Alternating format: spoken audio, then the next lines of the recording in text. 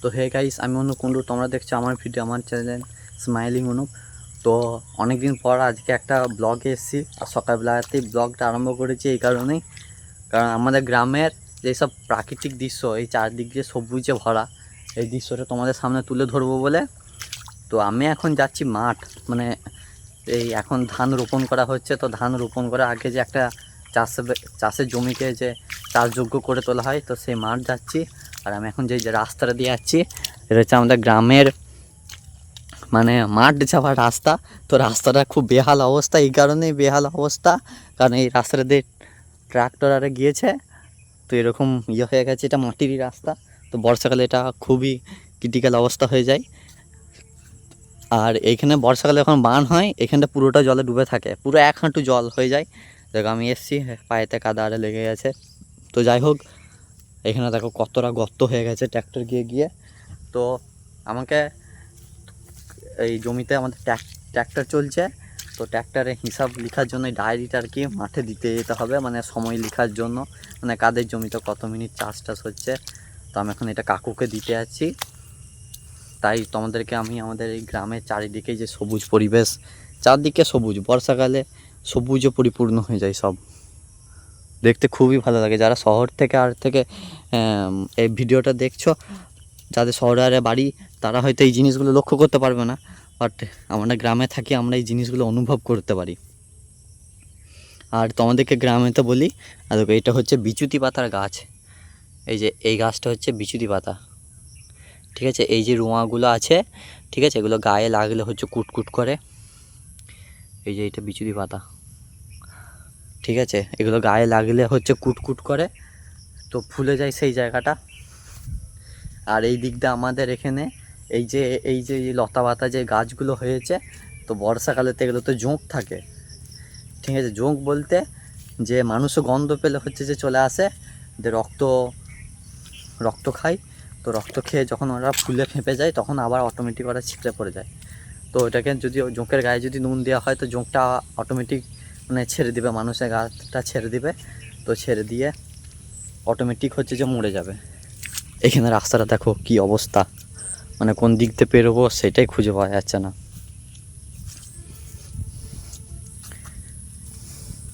এই দিকে ট্র্যাক্টর গেছে, পুরো 1 হাঁটু গর্ত হয়ে গেছে, আর চারিদিকে পুকুর, খুবই প্রাকৃতিক সৌন্দর্য, পাখির ডাক। দেখো এখানে আর একটা জিনিস আছে, ঠিক আছে, এটা আমাদের গ্রামেতেই দেখতে পাবে। এটাকে হ্যান্ড ট্র্যাক্টর বলা হয়। যেগুলো মানে বড় বড় হয়, ধান টান বয়ে বা বড় বড় জমিতে চাষ দেয়, সেগুলো হচ্ছে যে ট্র্যাক্টর বলে। আর এগুলো হচ্ছে যে হ্যান্ড ট্র্যাক্টর, মানে হাতে করে এটাকে নিয়ন্ত্রণ করা হয়, ঠিক আছে। এটাতেও চাষ দেওয়া যায়, কিন্তু জমির মাঝখানে দাঁড়িয়ে আছে, দেখতে পেলাম তাই তোমাদেরকে দেখালাম। আর ওই দূরে যে গাছগুলো আছে, ওগুলো ইউক্যালিপটাস গাছ। ওটা একটা পুকুরে পাড়ের উপর গাছগুলো লাগানো আছে। গাছগুলো কত সরলভাবে উঠেছে, তাই না? আর এখানে দেখো হচ্ছে এইখানে কেঁচো চাষ করা হয়েছে, এইখানে হচ্ছে কেঁচো চাষ করা হয়েছে। তো এই গোটা জমিটাতেই করা হয়েছিল। তো এখন বর্ষাকাল, তো তো জলে ডুবে গেলে কেঁচোগুলো আর কি পালিয়ে যাচ্ছে বা ঠিক মতো হচ্ছে না, যার কারণে এখন অল্প জায়গাতেই করা হয়েছে। এই যে এগুলোর ভিতরে হচ্ছে খড় দিয়ে ঢাকা আছে, কেঁচো আছে।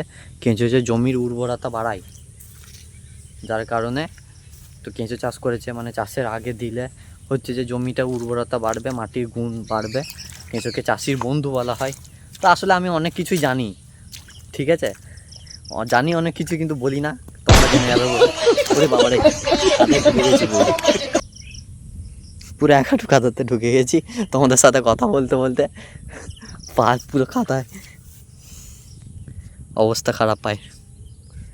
তো দেখা যাক, ট্র্যাক্টরটা কথাই চলছে, আমি সেটাই খুঁজে পাইনি। তো চলো তোমাদেরকে বলি, একটা জমিতে ধান রোপণ করার আগে কীভাবে চাষের উপযুক্ত করে তোলা হয়, মানে ধান গাছে চারা রোপণ করার উপযুক্ত করে তোলা হয়।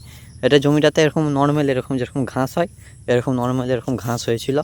এই জমিটাতে একবার চাষ দেওয়া হয়েছে।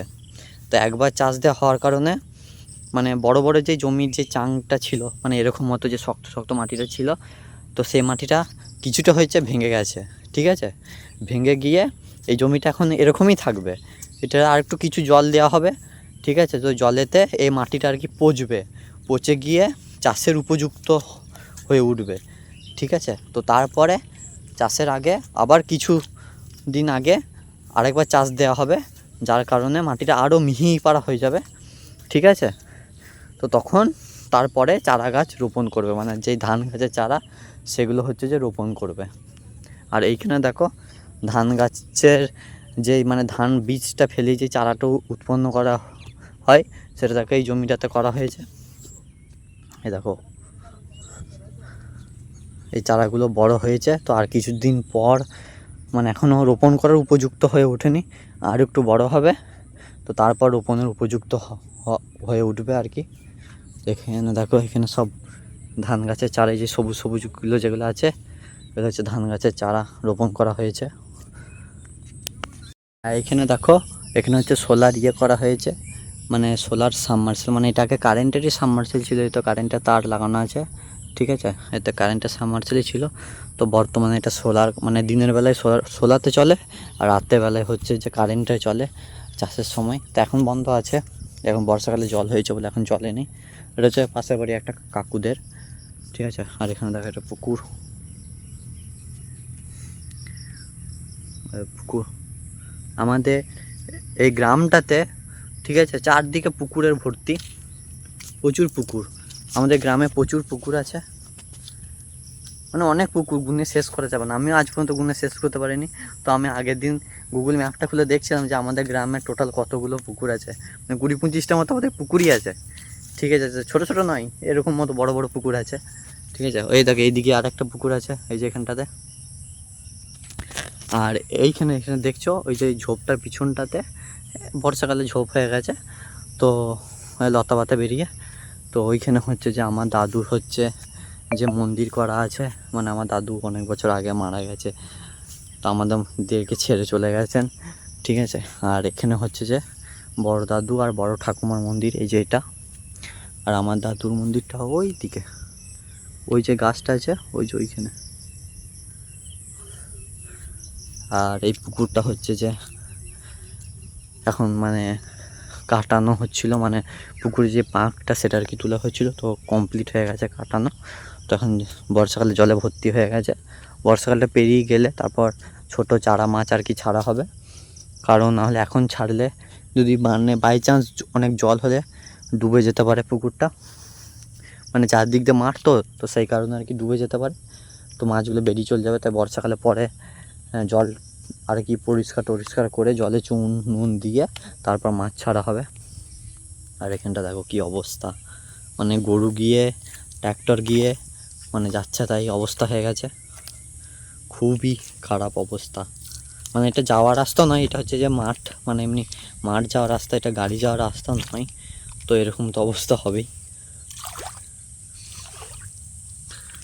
এই জিনিসগুলো যখন দূর থেকে দেখি তখন খুব মানে মিস করি, কিন্তু যখন আবার এই কাদার উপর দিয়ে যেতে হবে, তো যে পা ধুতে হবে, তখন খুবই